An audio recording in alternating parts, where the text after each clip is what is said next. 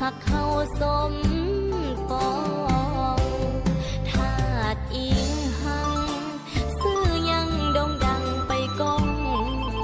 ทั่วเขตลันซ่องแหลมทองคนทั้งพ้องก็ยังลือสาบนอ้ายและนางสองเฮาต่างตั้งใจสัญญาแม้นสีบดำจนสัวสีว่าปรารถนาหักเขามันคงคันทางบุรีศาสตร์นี้ไออย่าลืมลงส่วนน้องอานงยังคิดพะวงหาใจตั้งต่อคืนวันผ่านไปนั้นเพียงใดน้องก็จะรอมีใจเดียวฮักเดียวตั้งต่อน้องจะรอจนวันสีบาย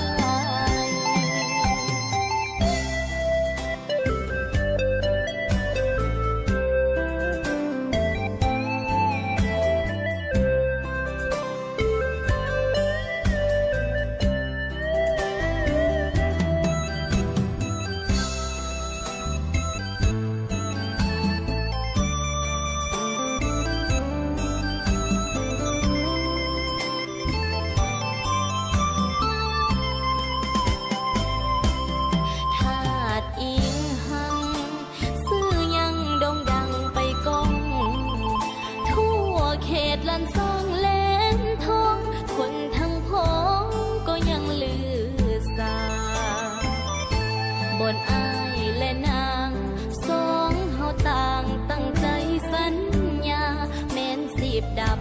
จนสัวสีว่าปรารถนาเขามันคงคันทางบุรีศาสตร์นี้ไออย่าลืมลงส่วนน้องอานงยังคิดพะวงหาสายตั้งต่อคืนวันผ่านไปนั้นเพียงใดน้องก็จะลองมีใจเดียวฮักเดียวตั้งต่อน้องจะรอจนวันสิ้น